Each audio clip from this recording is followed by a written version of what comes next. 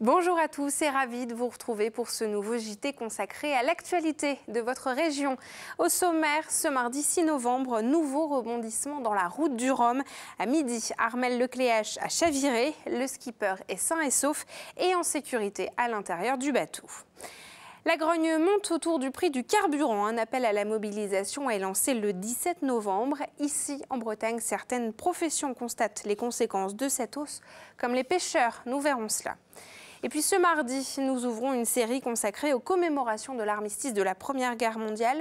Nous irons à Châtellerault dans les Côtes-d'Armor où les habitants ont rassemblé les souvenirs des poilus de la commune. Et je vous l'apprenais au début de ce journal, le début de cette route du Rhum est loin d'être une sinécure pour les navigateurs. Banque Populaire, le maxi trimaran d'Armel-Lecléache a chaviré au large des Açores en milieu de journée. Le point dans votre chronique Toute Image, la Bretagne en 5 infos préparée aujourd'hui par Benjamin Bréant. Encore un coup dur sur le Rhum, cette fois c'est Armel-Lecléache sur Banque Populaire qui a chaviré après la rupture d'un flotteur. Il était lancé à la poursuite de François Gabard sur Massif et Francis Joyon sur Idec. 36 bateaux sont par ailleurs arrêtés à l'abri, même si la météo s'annonce encore plus salée vendredi. Le point complet sur la course dans le Tirrhum, juste après votre JT breton sur TBO et TB Sud et sur le telegram.fr. Rebondissement dans l'affaire des bébés nés sans bras à Guidel dans le Morbihan. À la veille de la réunion publique qui doit se tenir ce mardi soir, 4 nouveaux cas suspects ont été révélés et 3 d'entre eux datent de 1908. Leur lien avec les pesticides, pointé à de nombreuses reprises et notamment par le député européen Yannick Jadot, sans être écarté, est évidemment remis en question. Compte rendu complet de la réunion dès ce mardi soir sur le telegram.fr et mercredi sur TBO et TB Sud. Pichon Industrie, l'entreprise de matériel agricole de Landivisiau dans le Finistère, a demandé son placement en redressement judiciaire. Elle emploie 170 salariés sur place, 220 en tout, et avait déménagé de Guipava dans une usine neuve il y a à peine 2 ans. Antoine Comboiré à Guingamp, c'est fini. L'entraîneur kanak n'aura pas résisté à la lourde défaite 5-0 d'en avant dimanche à Nantes. Le soutien à 120%, je cite, du président du club Bertrand Desplat, n'y aura rien changé. Arrivé à Guingamp en 2016, il avait prolongé cet été son contrat jusqu'en 2020. Ce mardi, l'entraînement a été dirigé par le duo Vincent Raturo-Sylvain Didot. Enfin, 80 000 personnes depuis juin, Paris une nouvelle fois gagné pour la Fondation Leclerc de Landerneau, avec cette fois l'exposition Henri Moore qui a fermé ses portes ce dimanche soir. La Fondation a déjà accueilli plus d'1 million de visiteurs depuis son ouverture en 2012, réouverture le 16 décembre avec une exposition de peinture du couple américano-canadien Joan Mitchell et Jean-Paul Riopel, 2 maîtres de l'expressionnisme moderne. La hausse du prix du carburant crispe les automobilistes et cela devrait continuer puisque le gouvernement a confirmé ce lundi une augmentation de 6 centimes pour le gazole et 3 centimes pour l'essence début janvier. Un appel à la mobilisation est lancé pour le 17 novembre et ici, en Bretagne, les conséquences se font ressentir pour les professionnels et notamment les pêcheurs. Si le prix du poisson ne devrait pas être impacté, les investissements risquent d'être bloqués, comme l'a expliqué Philippe Perrotte, patron pêcheur à Brest, à Sophie Le Croisier. Aux alentours de 2016, avril 2016, je payais mon carburant aux alentours de 0,29 à 0,30 et actuellement il est à 0,63. Sur 12 mois, ça fait une augmentation de gasoil de l'ordre de 18 à 19 000 euros. Ça nous empêche en fait de faire de la trésorerie pour pouvoir améliorer notre outil de travail. Les artisans qui sont impactés, c'est surtout la pêche sauturière et les gens qui font la langoustine et qui rentrent tous les jours. Encore quelques centimes de plus, je pense qu'on verra des bateaux hauturiers à quai. On se sent pris en otage en fait. Donc comme on n'est pas maître de nos prix, on est un petit peu comme les transporteurs ou les agriculteurs. En fait. Et nous découvrons à présent une ferme atypique, celle d'Edoras à Ploerdut, dans le nord-est du Morbihan. Cette ferme biologique permet à des élèves en situation de handicap d'effectuer leur stage. Une structure à but non lucratif, aujourd'hui menacée par un redressement judiciaire et une fermeture. Sur place, le reportage de Fanny Coconnier.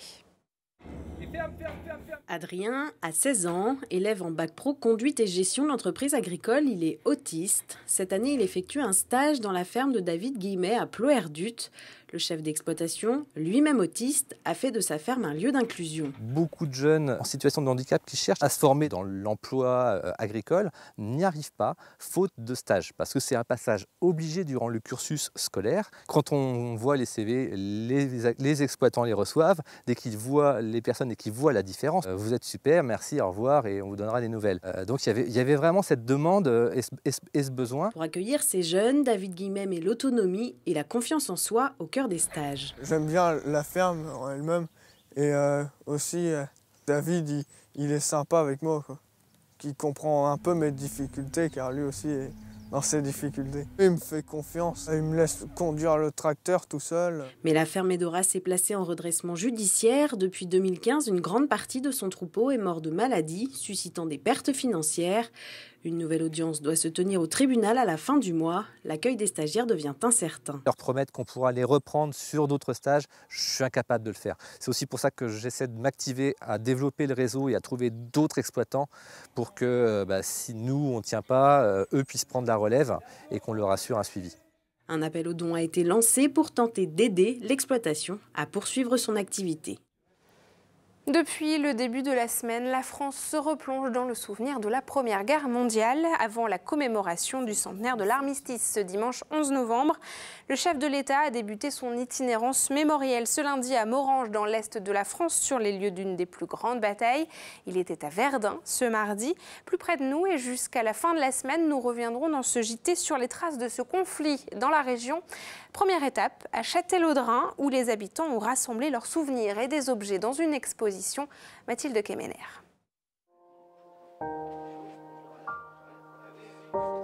Cette exposition, elle est dans le cadre du centenaire 14-18, sur laquelle on a mis de la chair sur des scènes du secteur de notre territoire. On a voulu mettre aussi en avant plusieurs institutions, que ce soit des collectionneurs qui ont prêté leurs objets, mais aussi des familles. Ils sont très fiers et très contents de pouvoir participer parce qu'on ne pensait pas avoir un engouement aussi important à fédérer toutes ces personnes. J'ai tenu à rendre hommage à mon grand-père qui a été à la guerre, qui a été gazé. Il en est revenu, Dieu merci, et je l'ai connu. Et donc je tenais à lui rendre hommage de cette façon en prêtant pour l'exposition. Et mes enfants aussi sont au courant. Je leur ai parlé de leur grand-père et voilà, je trouve que c'est très important. C'est mon grand-père, Guillaume Arpierre, qui est... Donc lui, effectivement, il est revenu de la guerre. Il a fait Verdun, mais il est revenu de la guerre. Et donc là, l'autre côté, apparemment, c'est Guillaume Arpierre, c'est son frère. Nous avons fait des moteurs de recherche pour retrouver facilement tous les militaires du département des Côtes du Nord, c'était le département de l'époque, Côtes d'Armor maintenant. Les gens sont tout heureux de retrouver leur grand-père, de retrouver leur parcours, parce qu'on va retrouver le dossier militaire complet et beaucoup de choses que les gens ignorent. C'est une occasion, avec une telle exposition, ne pas en profiter. Quand on voit les œuvres qui sont présentées et puis les objets, ce serait un peu idiot de passer à côté.